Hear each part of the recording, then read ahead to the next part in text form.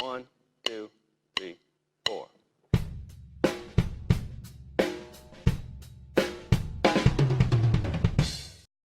Bueno, yo recuerdo que el año pasado estábamos algunos poquitos más y yo decía que era casi de héroes el estar por la tarde aquí en Cádiz un día que hacía tan buen tiempo, pues estar aquí escuchando hablar de música negra.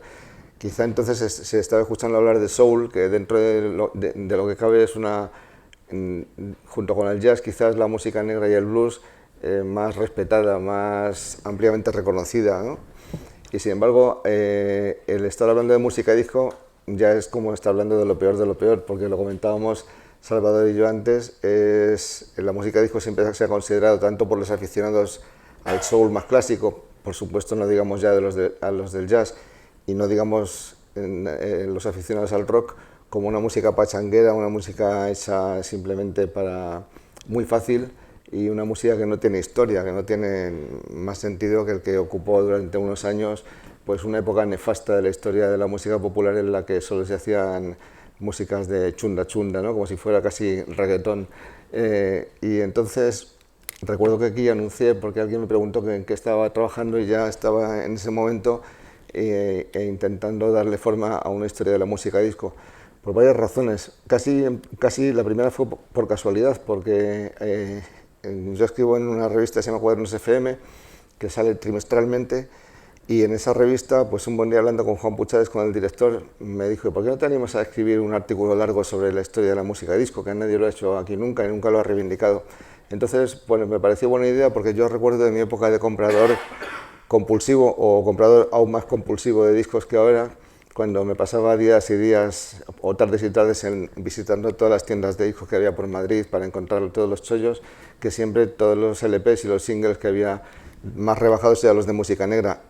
Y dentro de la música negra, como yo compraba todo lo que tenía un negro en la portada, pues había muchísimos discos que me encontraba que luego los escuchaba en casa y eran de música disco. Y porque eran más o menos mediados de los 70, cuando yo tenía 18 años, por ahí.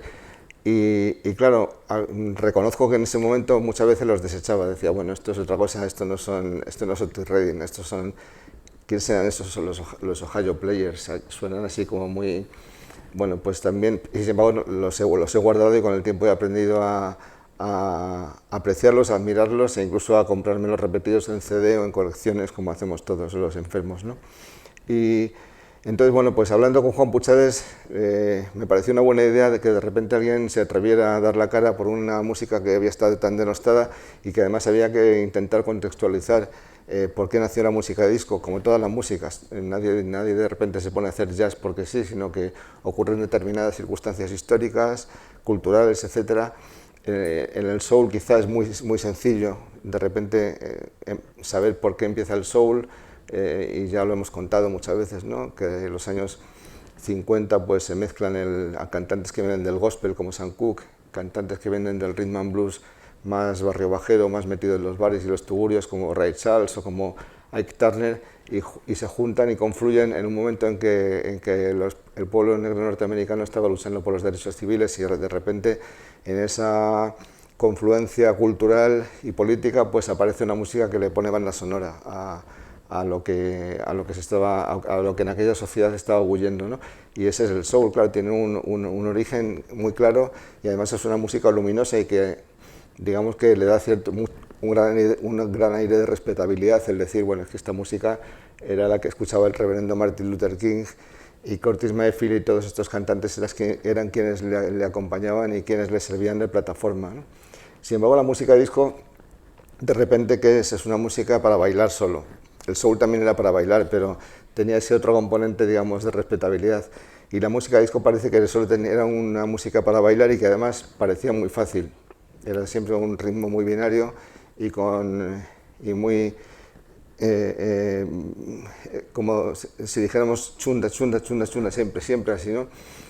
Se dice, hace poco vi un vídeo del Servicio de Salud británico que recomendaban que para hacer la resucitación cardiopulmonar a un paciente, a una persona que te encuentras tirado en la calle y que le quieres hacer masaje cardiopulmonar, la mejor forma de saber cuál es el masaje, qué ritmo tienes que llevar con el masaje, es recordar una canción de los Bee Gees, el Staying Alive, y hay que hacer Staying Alive, Staying. Entonces cada vez que la vas cantando y le vas haciendo el masaje al ritmo Staying Alive, y ese es el ritmo justo en el que consigues que la sangre pase del corazón de una persona que esté en esa situación a que le llegue la sangre al cerebro.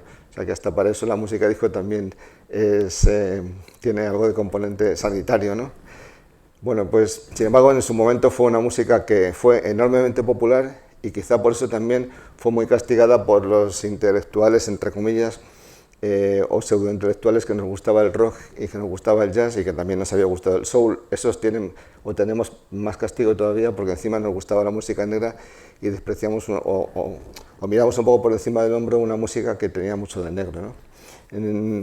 Hace poco me invitaron en la Universidad de San Luis en Madrid a dar una charla TEDx sobre la historia del soul o el soul en la economía norteamericana, y entonces lo centré un poco en el personaje de Solomon Burke, que un poco explica en su vida y con sus anécdotas lo que es la historia del soul. Sin embargo, la historia de la música disco quizás es más difícil centrarlo en un solo personaje, y me he apuntado aquí varios personajes que tienen mucha influencia en ese estilo musical. Uno es David Mancuso, luego contaré por qué, otro es Truman Capote, otro es Nile Rodgers, otro Keith Creole, otros los Bee Gees, junto con Nick Cohn y otro Giorgio Moroder. La música disco, el soul nació en muchos sitios, nació en Estados Unidos, pero nació en un montón de sitios, en Alabama, nació en Mississippi, nació en Memphis, nació en Nueva York, tiene muchísimos puntos de confluencia. Sin embargo, la música disco, fundamentalmente, yo creo que nació en dos lugares, que fueron en Nueva York y en Múnich, por distintas circunstancias. Y nació más o menos, es muy difícil situar la historia de la música disco, que es lo que intento en este libro, cuya primera parte de unas 100 páginas intenta hacer un recorrido cultural e histórico sobre las circunstancias que generaron este tipo de música, y cuya segunda parte, que son casi 150 páginas o 200, intenta explicar a los personajes, los protagonistas, breves biografías de los artistas más importantes junto con discografías comentadas de las que a mi juicio son las que hay que tener, ¿no? Y yo creo que en ese sentido intenté que fuera un libro muy panorámico que explicara el contexto socio-histórico y social en el que nació, y luego también que contara a quien quiera acercarse a este género, pues qué artistas son los que realmente merecen la pena y qué discos de esos son los que merecen la pena. ¿Y por qué digo que nació en Nueva York y en Múnich? En Múnich porque ahí estuvo un personaje fundamental en la historia de la música disco, que es Giorgio Moroder, del que luego comentaré algo, y en Nueva York porque ahí se sucedieron una serie de circunstancias que hicieron que la música disco naciera. En el año 1968, creo que fue así, se abrieron unos baños muy famosos en un hotel, en una especie de sauna en Nueva York, que se llamaron los Continental Baths, y era una sauna para gays. Era una sauna en la que al parecer, yo no lo conocí, claro, se cerró en el 70 y tantos, había una piscina bastante grande en medio, había luego muchas salas, vestuarios, etcétera, y había, justo al lado de la piscina había un piano donde había actuaciones, mientras los gays que iban a la piscina, ataviados solo con una toalla que se quitaban al meterse en la piscina, pues veían la música. Y ahí, por ejemplo, uno de los primeros artistas que actuaron fue Bette Midler, la cantante, y con Barry Manilow al piano. Según cuentan, lo cuento yo en el libro, también luego lo haré en el libro de Peter Shapiro, pues los músicos también iban solo con una toalla anudada. Se imagina una Barry Manilow sentado, desnudo, solo con la toalla pues abrochada, tocando el piano. Bette Midler supongo que iría vestida porque a los gays les importaba un pimiento que fuera vestida o desnuda. Y ese fue uno de los primeros sitios en los que no solo actuó Bette Midler, sino que luego fueron Label, las propias Label cantaron allí en los Continental Baths, y Barry White, un montón de gente fue a actuar a aquella sauna. Entonces, digamos que ese colectivo que eran los gays, que estamos hablando de 1968, cuando en Estados Unidos aún se perseguía, pues tenían ahí ya una plataforma en la que algo estaba bullendo. En 1969, el 28 de junio, el 21 de junio, es que ya sin las gafas de ver de cerca, el 21 de junio, en Stonewall, un barrio neoyorquino, hubo una concentración de gays para reivindicar sus derechos, ¿no? Entonces hubo una redada policial, a muchos de ellos les dieron de lo lindo, y esa concentración, por cierto, ocurrió muy cerquita de la casa donde vivía Allen Ginsberg, que era un conocido gay, pero muy respetado por su aire intelectual, amigo de Bob Dylan y de todos los del Greenwich Village. Y ese día, el día 21 de junio del 69, perdón, a partir de ese día se instituyó el famoso mundialmente Día del Orgullo Gay, que se celebra siempre en memoria de aquellos sucesos de Stonewall, ¿no? A raíz de aquellos sucesos de Stonewall, de los Continental Bats, de repente se vio que había un movimiento en Estados Unidos que cobraba fuerza, era el de los gays. Había otro movimiento que seguía cobrando fuerza, que era el de los negros, pero los negros ya no era lo mismo que los años, que a final de los 60, estamos hablando ya casi en el 70, 71. Habían asesinado a Martin Luther King, habían asesinado a Malcolm X, había muerto Otis Redding. La guerra de Vietnam había hecho que muchísimos ciudadanos negros hubieran ido a Vietnam y habían muerto en cajas, como decía Marvin Gaye en las canciones de What's Going On. Y entonces el pueblo negro estaba ya, digamos, por un lado, como cuenta Neil Rogers, la guerra de Vietnam celebraban que estuviera a punto de terminar, y por otro lado estaban desencantados de que toda esa lucha que habían hecho por el movimiento por los derechos civiles hubiera en cierto modo fracasado, porque no habían conseguido más que apenas migajas, ¿no? Entonces, de alguna manera, esa reivindicación de los gays, esa reivindicación de los negros y un tercer colectivo, que fue el de los latinos, el de los chicanos, el de las personas que venían de Puerto Rico y de México y de otros sitios de Centro y de Sudamérica, pues que también estaban marginados. Esos grupos que también, digamos que estaban empezando a salir pues con bandas como Santana en el mundo del rock, o con el sello Fania, pues estos tres colectivos que no eran WASP, que no eran anglosajones, que no eran blancos, sino que eran algo que los blancos y anglosajones norteamericanos no respetaban, pues confluyeron en un mismo estilo musical. ¿Y cuál fue ese estilo? Un estilo que tenía gran parte de lo que era el soul que en sitios como Filadelfia, en Motown, se había ido haciendo mucho más sofisticado, con violines, con mucho más rítmico, mucho más bailable. Confluyeron en algo que también los homosexuales admitían, y confluyeron en algo que también tenía algo de raíces latinas. Y eso en el fondo es la música disco. La música disco nació en Nueva York de la afortunada confluencia de esos tres colectivos: los gays, los homosexuales y los latinos. El propio Truman Capote, que era homosexual, como todos sabemos, pero que llevaba mucho tiempo sin escribir, desde Sangre Fría, que fue del 66, pues participó de ese entusiasmo, porque él decía que en el año 75, cuando se abrió la discoteca Estudio 54 en Nueva York, fue uno de los asiduos, junto con personajes como Salvador Dalí, Amanda Lear, el propio Mick Jagger y un montón de rockeros, y él decía que había descubierto que la pista de baile de Estudio 54 era el sitio más democrático del mundo, donde podían convivir un heterosexual y un homosexual, un hombre y una mujer, un marxista y un capitalista, un chino y un latino, y todos hacían lo mismo, que era bailar al ritmo de una música que les encantaba a todos. Y Capote fue uno de los que más defendió en sus artículos y con sus digamos, incursiones en el Estudio 54 el despertar de esta música como la música más ecuménica y más democrática que él había conocido, y eso que él era un hombre de una fina sensibilidad, que era un gran amante de la música clásica, ¿no? Entonces, por eso digo que Nueva York fue un sitio fundamental. A principios de los 70, por ese lado nació ese germen, ¿no? Y además, a principios de los 70, en el año 1970, hubo un DJ que se llamaba David Mancuso, que venía del mundo de Woodstock, venía del verano del amor, venía del movimiento hippie, y de repente vio que había discos como, por ejemplo, los primeros discos de Santana, o el Soul Makossa de Manu Dibango, o incluso un disco que a él le gustaba mucho de un grupo español que se llamaba Barrabás, y la canción se titulaba Wild Safari.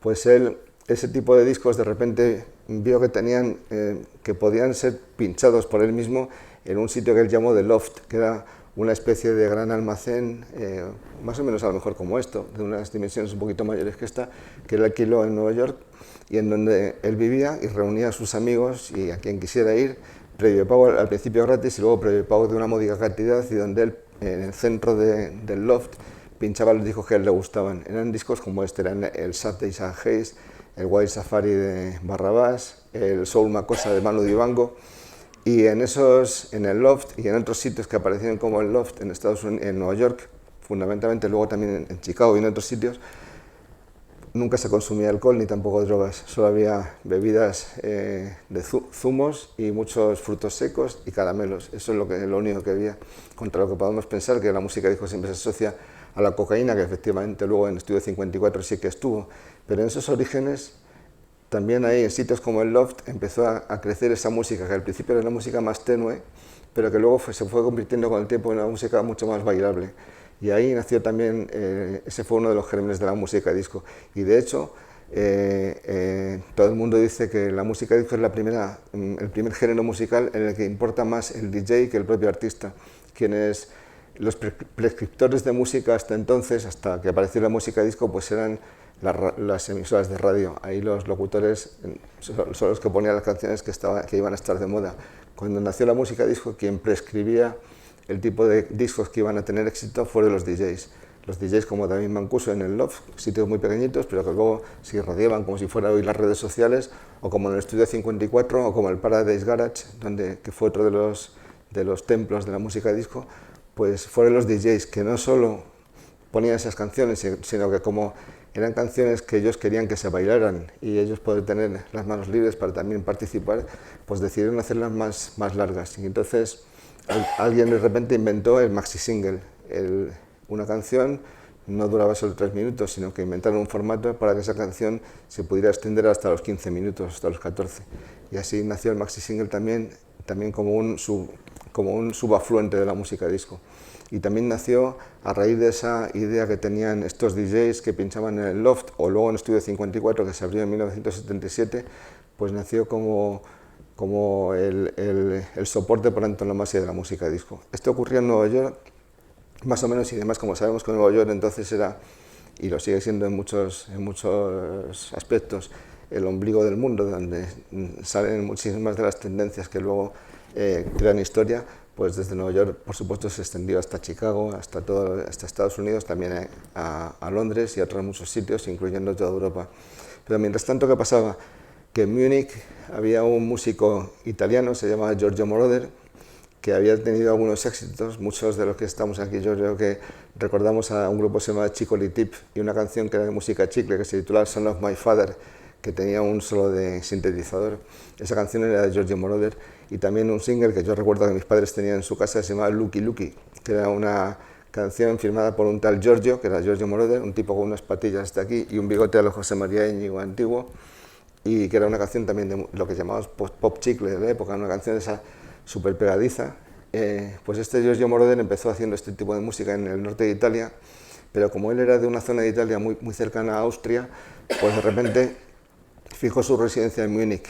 Y él era un tipo, como sigue siendo, con muchísimo interés por descubrir, por innovar, y él contaba que uno de sus vecinos era un músico clásico muy importante y que tenía un instrumento que entonces empezaba a hacer furor en todo el mundo, que era un sintetizador Moog, que era digamos, los sintetizadores entonces son unos mamotretos enormes, unas máquinas de hacer música y de imitar prácticamente a las guitarras, a los pianos, etcétera, pero eran muy grandes. Entonces Robert Moog inventó un modelo de sintetizador mucho más pequeño, que era como una especie de teclado, todavía era bastante grande en comparación con los sintetizadores que hay ahora y todo tipo de secuenciadores, etcétera, que hay ahora, y era una máquina más manejable, pero que era muy difícil de tocar. Entonces había muy poquitos en todo el mundo. Giorgio Moroder dice que lo descubrió por un disco que yo recuerdo que compré en su época, que se llamaba El sintetizador bien temperado, que lo firmaba Walter Carlos, que es un músico que luego se cambió de sexo y se pasó a llamar Wendy Carlos. Y en ese disco él hacía músicas de Bach, los conciertos de Brandenburgo y un montón de clásicas de Bach, pero las tocaba con sintetizador. Y a Moroder aquello de escuchar a Bach con sintetizador le fascinó. Él vio ahí una sonoridad que él tenía que meterle mano a eso como fuera. Entonces él no tenía dinero para comprar un sintetizador ni tampoco sabía cómo tocarlo. Pero su vecino, que era un director de orquesta alemán con formación clásica, tenía un Moog, tenía un sintetizador que tampoco sabía tocar, pero tenía un ingeniero de sonido que sí sabía tocarlo. Entonces Moroder cuenta que habló con su vecino y le dijo que por qué no se lo alquilaba. Y el vecino le alquiló el sintetizador y también le alquiló los servicios del ingeniero de sonido que fue el que le enseñó cómo tocarlo. Y entonces Giorgio Moroder empezó a investigar con ese aparatejo desde Múnich, en unos estudios que él tenía, que fundó con un amigo suyo inglés que se llama Pete Bellotte, y sin saber que un poquito más arriba, en Düsseldorf, había un grupo que se llama Kraftwerk, que también estaba investigando también con el mismo aparato, y sin saber que también en otra zona de Alemania, que ahora mismo no recuerdo, estaba otro grupo llamado Tangerine Dream, que también estaba investigando con sintetizadores. Me parece que era Hamburgo. Bueno, pues resulta que Giorgio Moroder fue aprendiendo poco a poco a utilizar el sintetizador y a investigar, a hacer sonidos con ello, y de repente, en el año 75, encontró una cantante norteamericana llamada Donna Summer, que había ido a Europa como corista, porque en Estados Unidos no había tenido mucho éxito, como corista del musical Hair y de otros musicales que venían pues sobre Europa. Y estaba Donna Summer en Múnich, en Alemania, pues que era una de las coristas de Hair, que se estaba viendo allí en Múnich. Entonces a Moroder le gustó cómo cantaba y le dijo que quería convertirla en una artista de un nuevo género musical que él estaba avistando también de lo que le llegaba del otro lado del Atlántico. Y ahí en 1975 Moroder grabó con Donna Summer un disco llamado Love to Love You Baby. Era un LP y un single. En el LP la canción principal, la que daba título al disco, duraba más de 14 minutos y en esa canción le dijo a Donna Summer que tenía que simular no sé cuántos orgasmos, creo que más de 15 orgasmos. En el libro lo cuento, pero no recuerdo la cifra exacta. Y Donna Summer simuló un montón de orgasmos en esa canción, haciendo ver que esa nueva música que tenía un ritmo binario muy acentuado, que era en realidad era el ritmo que había marcado el nacimiento del rhythm and blues, pues era una música también con un alto componente sexual y por tanto una música que los gays en Nueva York habían hecho suya, ¿no? Por cierto, hablando de esto del ritmo binario, el libro de Peter Shapiro, del que Salvador y yo hablamos el año pasado cuando conté que estaba preparando un libro sobre música disco, es el único que había hasta ahora traducido al castellano sobre el género, ¿no? Yo tenía la edición inglesa pero no la española, y no la quise comprar hasta que no acabé de escribir el libro para no mediatizarme mucho, aunque tenía la inglesa, pero siempre es mucho más fácil recorrer una traducción, ¿no? El libro en español tiene otro título, pero en inglés se llama Turn the Beat Around, que además es el título de una de las canciones que más me gustan de música disco, que la cantó Vicky Sue Robinson. Turn the Beat Around es un término inglés que indica, más o menos, quiere decir el ritmo binario, digamos, cambia el ritmo. A Keith Richards le gustaba mucho utilizar esa expresión refiriéndose a la música jamaicana, que a él le encanta. Entonces él decía que había que ver la música con la cabeza de los negros, ¿no? Y tanto de los jamaicanos, los músicos de reggae, como los músicos negros.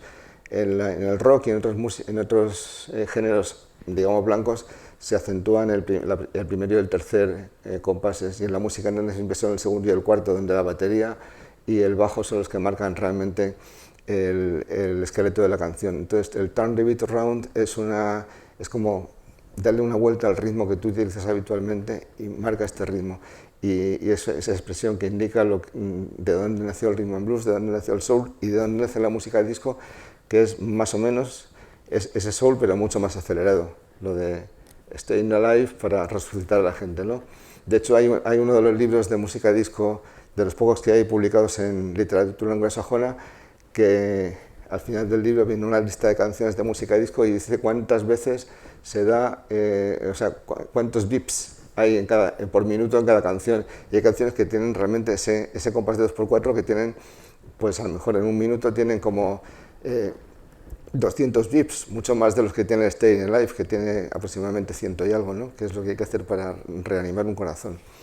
Bueno, pues eso ocurría en Múnich en 1975, mientras en Estados Unidos, en sitios como The Loft, que al principio eran pequeños, eran sitios para reunir amigos, y en sitios como Estudio 54, que se abrió en el 77, en el 77 también, pues revolucionaban ese estilo musical. Un poquito antes también había habido músicos que venían del soul, como Barry White, o como los músicos del sonido de Filadelfia, los músicos tanto en Motown como en Filadelfia, que de repente descubrieron que el soul se podía hacer mucho más atractivo para los oyentes si le metías muchos violines, muchos sintetizadores y acentuabas el ritmo.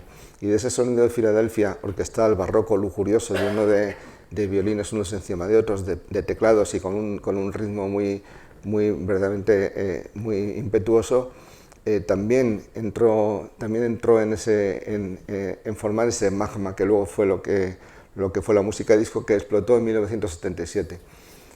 Cuando escribí el libro me costaba mucho ver cuál es el espacio temporal o fijar los límites de la música de disco. Ya que digo que en el 68 quizá fue cuando se abrieron los baños, los Continental Baths. Ahí a lo mejor podíamos fijar un límite, pero es un límite muy, muy abstracto. Realmente en el 73 es cuando empieza el sonido de Philadelphia y Barry White a tener un gran éxito comercial, y ahí empieza la música disco a realmente aparecer como lo que es. Y además en ese año, en 1973, un periodista neoyorquino escribe un artículo muy famoso en el New Yorker, creo que fue, que decía Party, Party, Disco Rocks o algo así, que decía fiesta, fiesta, el rock y el disco, ¿no? O sea, digamos que le dio carta de ciudadanía a la música disco.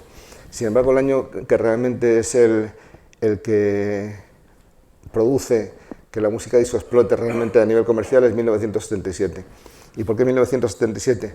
Ahí Giorgio Moroder, desde Múnich, con Donna Summer, escriben una canción titulada I Feel Love. Es la primera canción en la historia de la música popular, no digo ya de Tangerine Dream, Emerson Lake and Palmer habían hecho cosas con sintetizadores, pero siempre había otros instrumentos. I Feel Love es la primera canción de la historia de la música popular en la que el único instrumento que hay, aparte de la voz humana de Donna Summer, es el sintetizador, e incluso la batería era un ritmo sintetizado. Estaba Brian Eno, estaba con David Bowie entonces grabando la trilogía esa famosa de Berlín, de Low, Heroes y de Lodger, y de repente Brian Eno escuchó I Feel Love y llamó corriendo a Bowie y le dijo: acabo de escuchar el sonido del futuro, he escuchado la canción que va a marcar lo que va a ser la música a partir de ahora. Y era I Feel Love de Giorgio Moroder y de Donna Summer. En 1977 además se abrió Estudio 54, la famosa discoteca neoyorquina que fue el templo de la música disco, igual que el Fillmore East, podríamos decir que fue el templo del rock, o el Carnegie Hall pudiera ser el templo del jazz, o pues el Estudio 54 fue el sitio, fue la discoteca en la que, digamos, el cenáculo fundamental. Y también en 1977 apareció un fenómeno verdaderamente brutal, que fue el fenómeno de fiebre del sábado noche. Un año antes, el periodista británico Nick Cohn, al que muchos recordaréis por el libro A Huevo, Palú, Palú, Bam Bum, que es el libro fundacional del rock and roll, el libro que explica toda la década de los años 60 en la historia del rock, pues este periodista vivía en Nueva York y escribió en la revista New Yorker un artículo que se titulaba Tribal Rites in New Saturday Nights, los ritos tribales en las nuevas noches del sábado. Era un artículo que él decía que era de investigación y que había ido por las noches de Nueva York y había visto lo que ocurría en las discotecas, pero en realidad luego se descubrió que no, que era un cuento que él había escrito y se inventó que era una cosa que había leído. Y a partir de ese libro, de ese librito, que era más que un librito, era un artículo largo en la revista New Yorker, al propio Nick Cohn le encargaron que escribiera el guión de la película Fiebre del sábado noche. De repente se vio que aquella película, que fue un bombazo tremendo a nivel comercial, explicaba muy bien lo que era la música disco, cómo llegaba no solo a la gente más chic, más intelectual como Truman Capote, sino que también llegaba a los parias de la sociedad, como era Tony Manero, ¿no? Como era el personaje encarnado por John Travolta, y como era una música que podía encantar a los italoamericanos, a los latinos, a los negros, a los gays, a todos los que eran desheredados de la sociedad. Y además, no solo fue un bombazo a nivel cinematográfico, sino también musical, porque realmente, ¿quién firmaba aquel disco? Muchos músicos negros como los Tramps o Hughes Corporation, pero fundamentalmente aquel disco es recordado por las espléndidas canciones de los hermanos Gibb, ¿no? Los Bee Gees, que ya tenían una enorme reputación como una de las bandas fundamentales del pop barroco, con canciones maravillosas, de repente se atreven, gracias también a la intercesión de su manager Robert Stigwood, a firmar un disco, una banda sonora que eran canciones horteras, horteras entre comillas, lo que se decía música hortera, ¿no? Que realmente lo escuchamos ahora y eran canciones absolutamente maravillosas que entroncan con lo mejor del soul. Y realmente el que los Bee Gees estuvieran en aquel proyecto no solo dio carta de ciudadanía a la música disco, sino que animó a que luego los Rolling Stones, el Electric Light Orchestra, todos los músicos de jazz, todos los músicos de blues, George Benson, prácticamente no había un solo músico importante en cualquier género que no hiciera música disco. Recuerdo entrevistas con Curtis Mayfield, nadie más respetado que Curtis Mayfield, que decía que en los años en los que la música disco tuvo su verdadera implosión, que fue más o menos entre el 75 y el 80, era imposible hacer algo que no tuviera que ver con la música disco. Y el propio Mayfield firmó varios álbumes muy honorables y que hoy se escucha con mucho cariño de música disco. Es que entonces todo el mundo, los Rolling Stones hicieron el Miss You, el álbum Some Girls, el Tattoo You, etc. Y todos los grupos hicieron música disco. Los Beatles no existían, pero Paul McCartney hizo canciones tan maravillosas como Good Night Tonight y muchísimas otras, ¿no?, de las que intento hablar en el libro, en el capítulo dedicado a otros. Bowie hizo canciones maravillosas de música disco, etc. O sea que en aquel año estaba el I Feel Love, estaba Studio 54, estaba Saturday Night Fever, estaban Village People. Village People es un fenómeno muy curioso porque también habla en cierto modo de cómo, igual que en el rock, los Monkees se les citaba como el grupo prefabricado, que habían aparecido, bueno, pues Jack Nicholson y Bob Rafelson y algunos amigos suyos habían dicho, bueno, vamos a formar un grupo que haga música muy bonita y tal, pero va a ser un grupo casi de robots, de gente que nadie conoce, ¿no? Y así hicieron un casting y tal, eligieron a los Monkees, que luego resulta que eran todos grandísimos músicos y que firmaron algunos de los discos más bonitos de la historia del pop. Pues Village People nacieron más o menos igual, dos productores franceses, Jacques Morali y el otro no me acuerdo también, Belolo, me parece que se llamaba. Pues iban andando por Nueva York y de repente vieron a un tipo que iba ataviado con un penacho como un gran jefe indio. Entonces dijeron, joder, este tío dónde irá, y le siguieron. Y vieron que se metía en un bar de gays y que se ponía encima de la barra del bar pues a hacer movimientos un poco así como en los bares en los que iban las chicas ligeras de ropa, pues en este bar evidentemente iba él vestido de indio. Entonces dijeron, bueno, esto nos puede dar una idea, vamos a formar un grupo, vamos a poner un anuncio en el que formemos un grupo en el que haya un indio, a él le llamaron, le dijeron, él fue el primero, dice otro que vaya vestido, por ejemplo, de policía, otro de bombero, otro de todos los iconos, digamos, o los estereotipos de lo que es el gay, el macho man, digamos, y entonces hicieron un casting y se presentaron un montón de actores secundarios, eligieron a los que más les gustaban, a los que mejor cantaban, y ahí formaron Village People.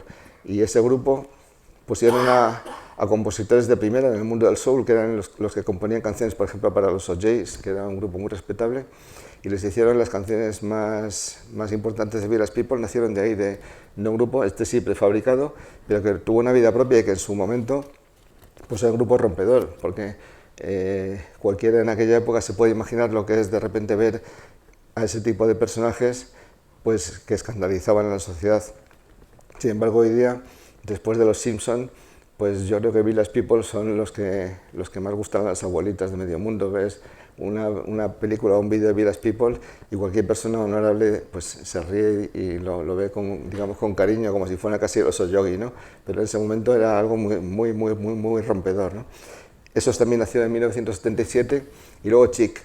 Chic fueron a la música disco más o menos lo que podíamos decir Otis Redding al soul o lo que Charlie Parker al jazz. Chic eran fundamentalmente dos músicos, Nile Rodgers, el bajista que todavía vive, el guitarrista, y Bernard Edwards, el bajista que ya falleció, murió de un infarto en un concierto, o después de un concierto en Osaka, en Japón. Y ellos dos eran dos músicos que se alquilaban, tenían una pequeña banda que hacían rock negro y alquilaban sus servicios a otros grupos. Eran dos músicos de un talento extraordinario, pero que no habían dado el salto. Y de repente vieron en esa caldo de cultivo que era la música disco la oportunidad para crear canciones prodigiosas. Entonces grabaron un primer álbum a su nombre y para darle un poco carta de ciudadanía a ese álbum y explotarlo, pues uno de ellos había entrado en contacto con Grace Jones. Grace Jones entonces era una de las divas de Studio 54 y de esos personajes que se paseaba semidesnuda por la pista de baile, o incluso desnuda, según dicen los que la vieron entonces, por la pista de baile de Studio 54. Era un gran icono gay también, y entonces ellos consiguieron que Grace Jones les invitara el día 31 de diciembre del año 1977 a Studio 54 para presentarles en sociedad. Llegaron allí y el portero, a Grace Jones se le había olvidado dejar su nombre en la puerta, y entonces el portero, aunque les conocía, e incluso era muy amigo de la novia de uno de ellos, pues les dijo que no estaban apuntados y que entonces no podían entrar. Ellos habían comprado sus trajes de Armani, iban con sus mejores galas y no pudieron entrar al Estudio 54 porque el portero no los dejó y porque Grace Jones, ellos le dijeron, habla con Grace, que dice, no, yo aquí no me muevo, vosotros os vais porque no estáis invitados. Entonces ellos se fueron y se compraron una botella de champán, se fueron a la casa de Bernard Edwards, que estaba muy cerquita allí en Nueva York, y empezaron a beber champán esa noche y a decir que les den a los de Estudio 54 fuck off, que es la expresión que ellos utilizaron. Y de aquel fuck off empezaron a reírse y a cada vez a beber más champán, y de aquel fuck off acabó en freak out, porque parece que fuck off no se podía decir en disco, y entonces ahí nació la gran canción de Chic, que era el Freak Out, el Freak Chic, esa canción que es una canción, digamos, es el What's Going On de la música disco, ¿no? Y por eso digo que ese año es el año realmente en el que la música disco explotó, y no solo comercialmente, sino también artísticamente, porque el que los Bee Gees hicieran lo que hicieron, el que I Feel Love fuera bendecido por el mismísimo Brian Eno y por el mismísimo David Bowie, el que Nile Rodgers y Bernard Edwards aparecieran y gracias a esa equivocación de Grace Jones escribieran una de sus mejores canciones, y que luego el propio Nile Rodgers fue el productor de gente como Bowie y como muchísimos otros, incluso de Miguel Bosé y de muchísimos otros, pues eso hizo que aquel año fuera realmente celestial en lo que a este género musical se refiere. Luego vinieron años también muy importantes, en los que aparecieron, por ejemplo, Keith Creole, con Keith Creole and the Coconuts, aparecieron un poquito después, y luego muchos otros grupos. En el año 79, perdón, pues algunos periodistas rockeros, digamos, en Estados Unidos, pues se sentían agraviados porque en sus emisoras no les dejaban poner canciones que no tuvieran algo que ver con la música disco.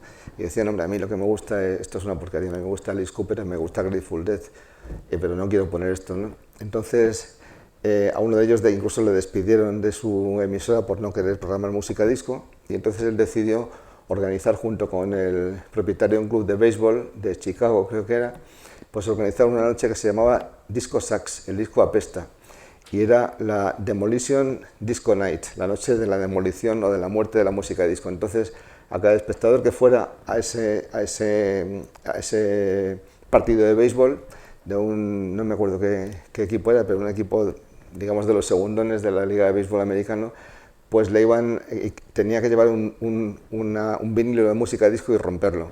Y entonces le regalaban una entrada más para que pudiera ir. Entonces, aquello se le fue de las manos porque la gente llevaba sus discos de Chic o de otros grupos, los rompían allí, pero ya la gente empezó a hacer el animal, se tiraron al campo, empezaron a quemarlos, aquello acabó como el Rosario de Aurora, la policía dándole golpes, pero eso significó un poco el principio de lo que fue un movimiento que fue imparable en contra de esta eclosión tan brutal de la música disco. La música disco en el fondo era como el rock and roll, era una música que era antisistema, porque era una música que enfatizaba mucho el aspecto sexual, la libertad sexual, era una música en la que aceptaban los gays, que aceptaban los negros y que aceptaban los latinos. O sea, era la música, y que encima había tenido un gran éxito comercial, no se podía permitir aquello. El rock en ese momento era una música mucho más tranquila y una música que estaba ya admitida por el sistema, ¿no? Y entonces, ¿qué ocurrió? En Estados Unidos, un año después, ganó las elecciones Ronald Reagan, y además en el año 81 un grupo de investigadores norteamericanos, médicos, describieron una rara enfermedad que no se conocía hasta entonces. Yo recuerdo que yo terminaba ese año medicina y empezábamos a leer artículos de una enfermedad rara que producía inmunodeficiencia y que parecía que afectaba a 3 colectivos que empezaban por H: haitianos, homosexuales y heroinómanos. Y era el síndrome de inmunodeficiencia adquirida o SIDA.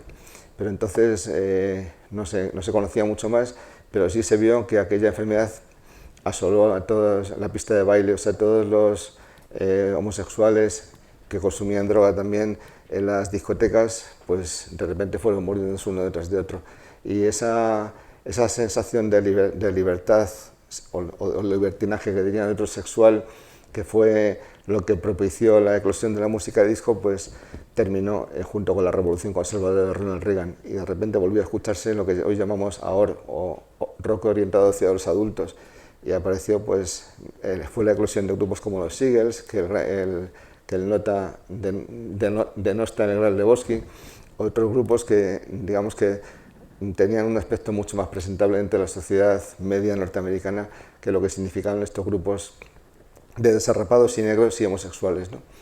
Y ahí terminó un poco la la explosión comercial de la música disco, coincidiendo con el primer disco de Madonna y los primeros discos de Prince, que en cierto modo son herederos de esa música. Tanto el primer y el segundo disco de Madonna y los 3 o 4 primeros de Prince tienen mucho de esa sensación de libertad y de una música hecha para disfrutar, que era la música disco, y luego todo aquello, desde luego, toda aquella herencia aún se sigue disfrutando, porque la música disco propició la eclosión de los sintetizadores y de la música electrónica, y luego todos los géneros de baile que vinieron después hasta nuestros días han bebido desde el house, etcétera, han bebido de la música disco, pero nunca ha vuelto a ocurrir un movimiento verdaderamente, tan artísticamente tan fértil como el que ocurrió en esos 4 o 5 años, los que van del 76 al 79-80, o como el que había ocurrido 10 años antes en los años de gloria del soul, o 10 años más atrás en los años de gloria del rock and roll, que para mí son los 3 grandes géneros artísticamente fértiles, aparte del jazz, que es anterior, ¿no? El rock and roll fértiles desde el punto de vista artístico, y también en lo que tienen de revolucionarios de intento de cambio de una sociedad, que fueron el rock and roll en los 50, el soul en los 60 y la música disco en los 70. Desde entonces creo que toda la música que se ha hecho ha bebido esos 3 géneros, pero no ha habido un género que haya introducido un elemento tan importante y tan potente con personalidad propia como estos 3. Y por eso me parecía importante que el rock and roll ha sido suficientemente reivindicado, el soul por supuesto también, pero la música disco no. A día de hoy solo hay un libro publicado en castellano, en español, escrito en España, que es este, y en el mundo anglosajón hay 6 o 7, no hay más. Y sigue siendo, pese a todos estos hallazgos y pese a que cuando escuchamos aquellas canciones nos damos cuenta de la grandeza que tienen, sigue siendo un género denostado y que algún día creo que tendrá el reconocimiento artístico, quizá que sea histórico, que desde mi punto de vista tiene. Y luego, por último, quería hablar de un movimiento que no se suele citar en los libros anglosajones, pero que al ser el primer libro escrito en español me parecía que era muy importante reivindicar, que es el llamado eurodisco. El eurodisco es en realidad la música disco hecha en Europa. También se hizo rock and roll en Europa, también se hizo soul, por supuesto, los canarios, los pop tops, etc. Se hizo rock and roll en todos los países de Europa, Adriano Celentano, en fin, se hizo. Pero el eurodisco fue un género que tuvo muchísima más fuerza y también una personalidad propia distinta de la música disco que se hacía en Estados Unidos. Además fue un género que empieza un poquito después. El término eurodisco lo acuñó también Robert Christgau, que es un periodista norteamericano muy importante en el mundo del rock. En 1975 definió en un artículo también, creo que fue en el Village Voice, un género que él decía que era eurodisco y que era una mezcla de música negra, de música chicle, lo que hacía Giorgio Moroder, de techno, lo que hacían Kraftwerk, y de otra serie de músicas de origen latino. Y él decía que eso era lo que era el eurodisco, un género con personalidad propia. Y donde floreció, aparte de, por supuesto, en Alemania, con Boney M y con todos los grupos patrocinados por Moroder, floreció también en Inglaterra, por ejemplo, con un grupo que no sé si os acordáis, Imagination, un trío que tenía una canción que triunfó mucho en España, se titulaba Just an Illusion. O, por ejemplo, y luego triunfó sobre todo, evidentemente, en Suecia, con ABBA. Muchas de las canciones de ABBA, por ejemplo, Dancing Queen, es una canción clarísima de eurodisco. Y luego triunfó mucho en Francia, en Italia y en España. En España, en 1978, apareció un programa de televisión que se llamaba Aplauso, dirigido por José Luis Uribarri, y en el que había una sección que se llamaba La Juventud Baila. A todos nos parecía horterísimo en aquel momento. Y sin embargo, todos los Jacksons, todos los grandes de la música disco pasaron por Aplauso y luego por Toccata, que fue otro programa también mítico de la televisión española. Y realmente, si vemos ahora las grabaciones que se hicieron entonces, son verdaderamente prodigiosas muchas de ellas, ¿no? Y en el género eurodisco, en España, pues alcanzó desde músicos como Barrabás hasta músicos de formación clásica como Alfonso Santisteban o, por ejemplo, Juan Carlos Calderón, que hizo un tema con Manuel Sanlúcar titulado Bandolero, que fue uno de los primeros temas, digamos, del eurodisco, hasta músicos que hoy despreciaríamos, como por ejemplo Sergio Estíbaliz o Las Bácara, que tuvieron una importancia muy grande y una relevancia muy grande. Y bueno, por supuesto, por no hablar de los italianos. En Italia, desde Gazebo hasta Enrique Poveri y un montón de solistas, Ryan Paris, etc. Y en Francia, Cerrone, que es uno de los grandes del sintetizador y de la música electrónica, todos esos grupos florecieron como un género propio, tuvieron un exitazo enorme, todos aquellos maxi singles que aún muchos tenemos y que además dieron una nueva sonoridad a la música de disco. Y además cuando la música de disco en Estados Unidos languidecía, en la Europa, digamos, socialdemócrata de los años 80, menos conservadora y más permisiva, floreció muchísimo el eurodisco, lo cual propició que la disco, que había acabado más o menos su esplendor comercial al otro lado del Atlántico en 1980, perviviera en Europa hasta prácticamente los años 90, ¿no? Y eso hizo que la música disco tuviera también otro tipo de relevancia, y por eso me parecía en este libro importante dedicarle un buen número de páginas a un género bastante desconocido incluso dentro de nuestro entorno, o bastante denostado y que ha llegado hasta nuestros días. Y bueno, pues más o menos eso es lo que quería hacer con este libro. Yo creo que el hecho de que haya gente que lo haya comprado y se haya interesado es señal de que algo había, y de que probablemente en el futuro alguien se atreva a seguir escribiendo sobre este género, en el cual, pues en el libro de la historia del soul recomendaba casi 300 LPs, y en este pues no llegan a tantos, pero sí recomiendo, intento separar un poco el grano de la paja. Como dijo un amigo mío que es muy rockero, dice, hombre, me ha sorprendido porque de repente veo que en tu libro hay discos que yo tenía y que los he vuelto a escuchar y que son fantásticos, ¿no? Lo que pasa es que los tenía ahí un poco metidos en el cajón de los que hay que tener por si acaso, ¿no?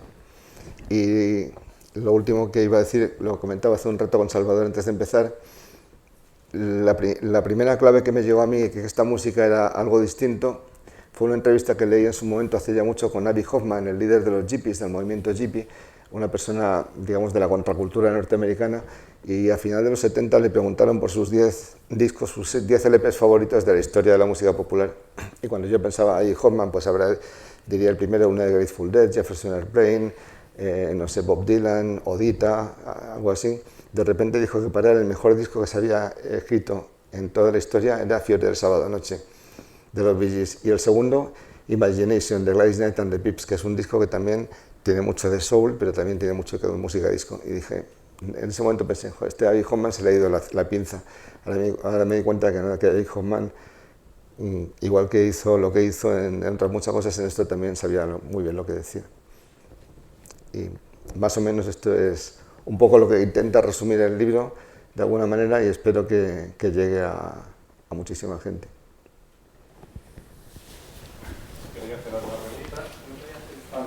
Bueno, en primer lugar, darte la enhorabuena por la obra, bastante interesante. Has hablado de 3 géneros: el rock and roll de los 50, el soul de los 60, la música disco de los 70. Comentabas que no había nada más. Yo creo que hay otro género de los 70 coexiste y casi es contemporáneo, que es el punk, que también sacude todo. Sí, sí, es verdad. Y en ese sentido, yo me gustaría, no sé, igual no estás de acuerdo, yo creo que en cierto sentido la actitud es la misma, es la de transgredir, o sea, hay una sacudida y es música también para desheredados. Cierto, y además lo cuento también en el libro, es cierto, y lo tenía en la cabeza de decirlo, no solo el punk, sino el antecedente más directo del punk y de la disco en general es el glam. O sea, en Inglaterra están Gary Glitter, que hoy está muy denostado porque todos sabemos lo que ha hecho, David Bowie, Mark Bolan con T-Rex, Sweet, Slade, etcétera, Matt, y esos grupos. Y es Joe Briat, por ejemplo, bueno, que es el norteamericano, me parece, ¿no? Joe Briat. Bueno, pues sí, y bueno, exacto, Wayne Country y Lou Reed en Estados Unidos, ¿no? Pues esos grupos que crearon lo que era el movimiento que aquí se llamó el gay rock en España, pero es el glam, en realidad es que eran zapatos de plataforma, lentejuelas, etcétera, los peinados así, las reinonas, eso es la música disco, pero apareció el glam en esa época, a principios de los 60, perdón, principios de los 70, un poquitín antes que la música disco, casi en paralelo, y también más o menos en ese momento aparece el punk. ¿Qué pasa? Que al principio los Clash, los Sex Pistols, etcétera, abominan, o sea, parecen enemigos irreconciliables el punk y la música disco, pero luego resulta que hay movimientos como la No Wave en Estados Unidos que un elemento, un nexo, creo que es la moda, porque el exacto, punk, sí. O sea, hay un denominador común que es la moda, que es un elemento de muchas veces estético. La gente no considera el punk, pero yo, vamos, por obras que he leído, a John Sabbath, a English Dreaming, el punk en inicio es un movimiento de moda, Sí. a la que le dotan de un sonido, Malcolm McLaren y Vivian. Sí, y además es un movimiento antisistema, como tú has dicho, y efectivamente luego Kid Creole, que es uno de los que me prologa en el libro, él fue el productor que en una discográfica, que ahora no recuerdo, tengo el nombre, bueno, en el libro viene en la punta de la lengua, no me acuerdo, una discográfica norteamericana, en la que en esa discográfica editaban discos de punk y discos de música disco. Y hubo el movimiento ese No Wave, que dio título a un álbum, que yo recuerde, el No Wave, en el que convivían grupos de punk y de música, James Chains and the Contortions, que incluso en sus propios álbumes mezclaban los dos estilos musicales, ¿no? Y llegó un momento en que a final de los 70 llegaron a confluir esos dos géneros. ¿Por qué? Porque en el fondo partían de una misma idea, una idea antisistema, una idea de reivindicar a los desheredados y además, efectivamente, con una moda propia que fuera absolutamente reconocible y que odiara a los adultos, como había hecho el rock and roll. Una moda que los adultos, que un padre en su sano juicio jamás habría querido que uno de sus hijos saliera con Jim Vincent. En su época, pues un padre en su sano juicio no habría querido tampoco ni que saliera ni con Grace Jones, ni por supuesto con Sid Vicious, ¿no? Y luego además musicalmente, en el fondo al final, fueron momentos que confluyeron. Y una segunda cuestión, ¿qué separa, por ejemplo, a bandas como Funkadelic, como Casey and the Sunshine Band, The Bee Gees o de los Ohio Players? En resumen, ¿qué separa el funk de la disco?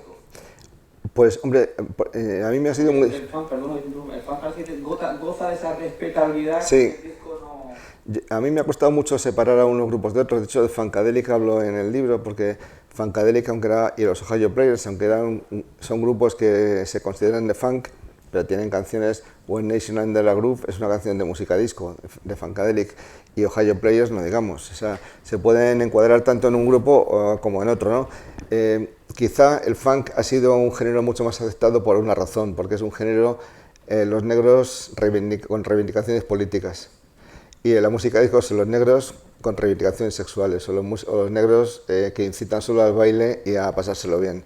Y en el funk eran negros, digamos, más respetados por los de la Nación del Islam, y que además lanzaban proclamas de liberación racial. Y parece, en la revista The Wire, una revista que algunos hemos leído durante un tiempo, una vez dijeron que preferían Let's Get It On de Marvin Gaye a What's Going On, porque siempre es preferible el sexo que la política. Y quizá eso es ir a contracorriente, y el funk de la música disco es difícil a veces diferenciarlo. Quizá alguien diría, bueno, hombre, es que en el funk hay más gusto por la guitarra eléctrica, esas guitarras negras como los Isley Brothers, pero es que en la música disco también, ¿qué guitarrista hay mejor que Nile Rodgers, ¿no?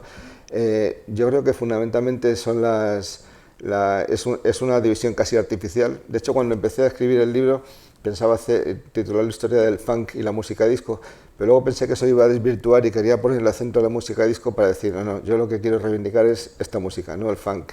El funk ya está reivindicado y todos los que les gusta el soul consideran que el funk es el heredero natural del soul, pero es que la música disco también es el heredero natural del soul. Quizá hay una cosa que los diferencie, y es que el funk fue un género, o es un género practicado fundamentalmente por negros, y la música disco ha sido un género practicado por negros, por blancos, por latinos y por europeos, ¿no? Es verdad que hay grupos, el propio Bowie ha hecho discos de funk, el Young Americans, etc. Hasta aquí se hizo música disco. Exacto. Kiss hizo una canción que ahora mismo no recuerdo, que tuvo un exitazo, que fue un exitazo de música disco. Es que en los años 70 todos los grupos hacían música disco, ¿no? Los Stones hicieron canciones maravillosas, y el propio Bowie, bueno, pues aquella Let's Dance y todas esas, ¿no? Son música disco. Pero efectivamente es difícil escuchar grupos que no sean negros que hicieran funk, quizá porque era una música demasiado reivindicativa. La música disco no es reivindicativa más que de pasárselo bien.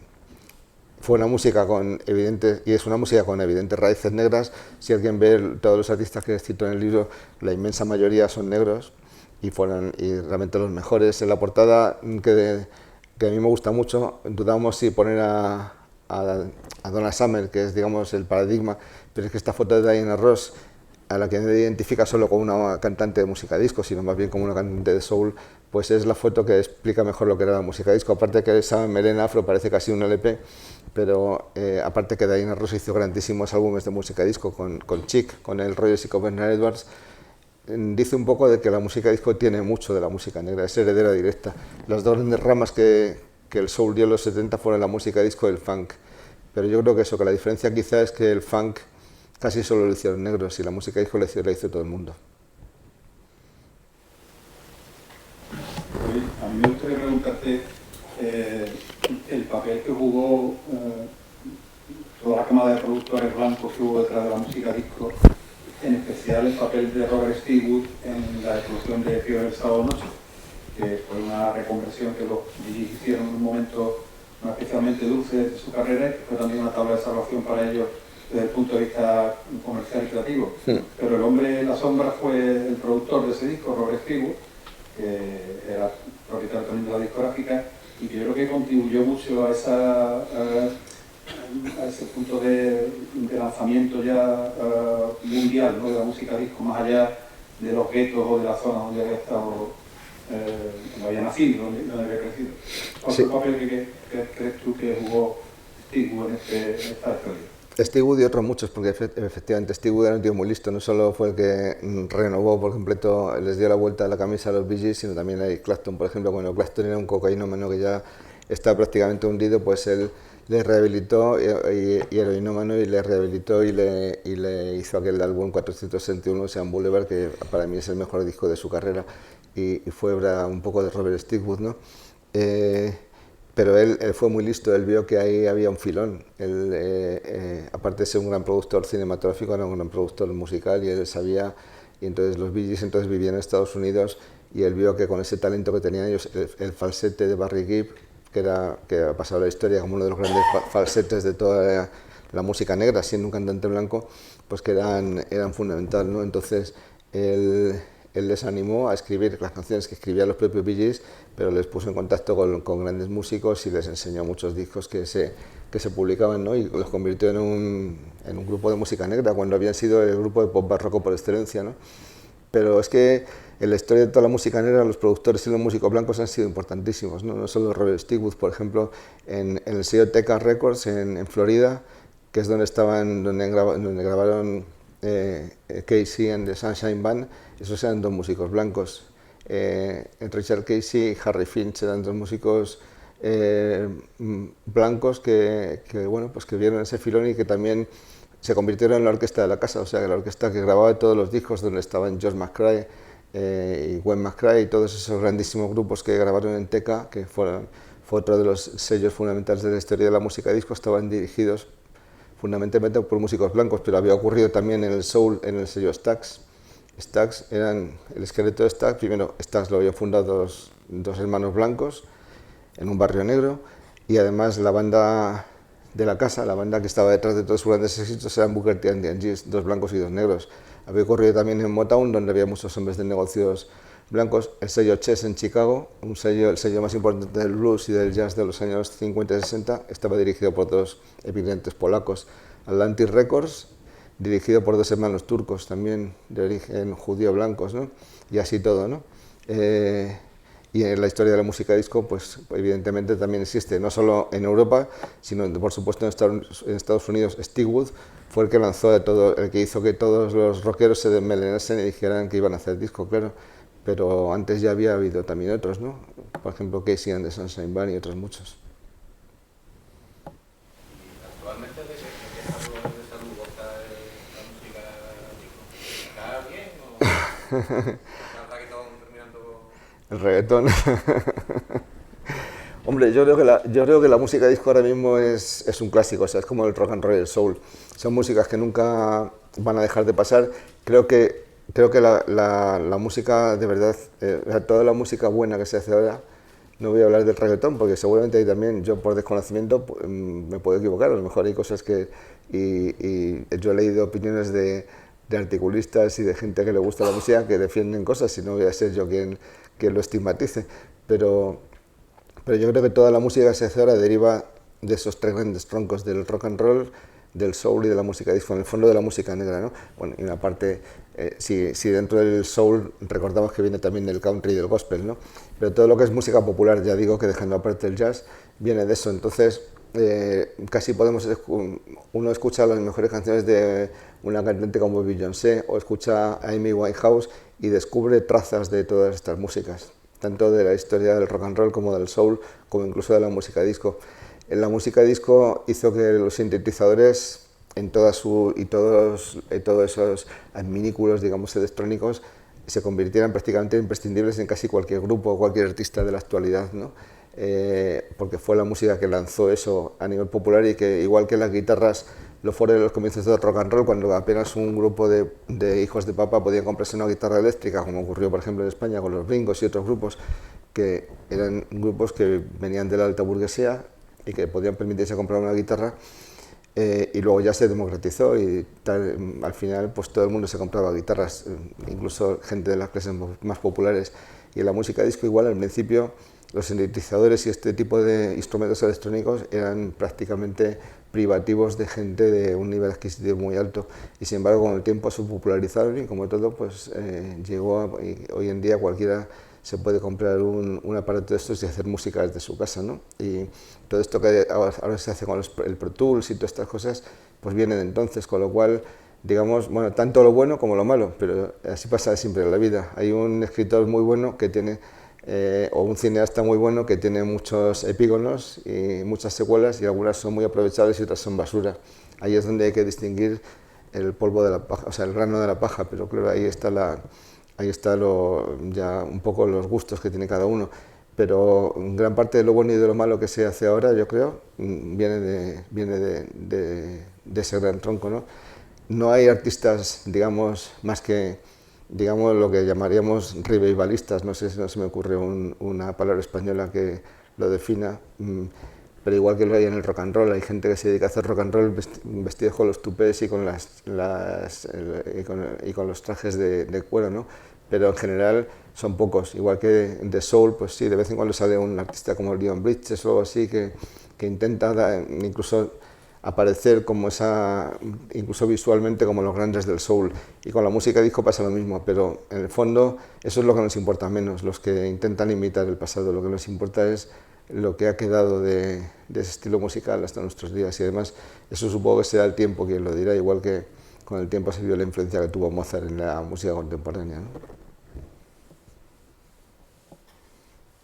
Si no hay más preguntas, cerramos la Bueno, sesión. yo quería preguntar un poco lo que están comentando, aparte del apunte del panel que han comentado por aquí también. Yo creo que el hip hop y el rap también sería un capítulo aparte, ¿no? Son músicas que construyeron en un momento determinado por una circunstancia, que al final de lo que estamos hablando son músicas hijas de su tiempo, y que hoy en día al final todo lo que se hace deriva de todas esas músicas que confluyeron porque hubo un determinado movimiento social, unos determinados colectivos que reivindicaban algo y se reivindicaban de la música, y que hoy en día al final la música que se escucha, que se puede englobar en ese gran contenedor estilo no estilo que es el pop, digamos, que engloba todo, ¿no? Ahí está el R&B, ahí está el hip hop, ahí está el rock. Entonces digamos que hoy en día hablar de un género tal cual como se está hablando del disco, del soul, que realmente sea significativo por sí mismo, no sé si existe o no existe. Hoy en día hablamos del pop como el gran contenedor de todo eso, que son influencias que vienen, y a día de hoy yo no sé si existirá, ¿no? Pero no sé si existe algún género, algún movimiento, algún estilo que contemporáneo pasando que realmente se pueda considerar novedoso. Y aunque viva de esa fuente porque es inevitable, porque es pasado, pues no sé si existe algo realmente novedoso como fue eso en aquel tiempo, que respondía a algo que estaba sucediendo y se trasladó a la música, ¿no? Como cualquier otra. Sí, quizás sí, aparte del reggaetón, que es el único que se me ocurre, no, que también viene del rap. Sí, no, yo creo que la música occidental, hablando, porque nos hemos dejado fuera, por ejemplo, toda la gran influencia de la música brasileña, que es indudable, toda la bossa nova y la música popular brasileña representada por Caetano Veloso, Jorge Benjor, etc. Eso es importantísimo y que también influyó en lo de ahora. No lo he citado porque no pertenece a lo que llamamos música popular, digamos, de origen anglosajón, tampoco he hablado de la música africana, etc., donde también, por cierto, influyó mucho la música disco. Y efectivamente yo creo que ahora no hay ningún género que puedas decir que tenga la trascendencia que han tenido esos tres que yo he citado, a lo mejor erróneamente, pero es mi punto de vista. El rap sí viene de ahí, claro. En un capítulo del libro hablo del sello Sugar Hill, el sello Sugar Hill Records, donde nacieron los primeros discos de lo que luego se conocería como rap, que por cierto nació más o menos en 79-80, en plena eclosión de la música disco. Pues estaba dirigido por Sylvia Robinson, que era una guitarrista y cantante norteamericana negra, que primero había sido una de las grandes del doo-wop.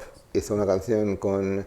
no recuerdo el título, mira que la he puesto veces en la radio, pero no me acuerdo del título, de una canción clásica del doo-wop y de principios del soul de Sylvia Robinson, cuando lo firmaba como Mickey and Sylvia, con el que era entonces su marido.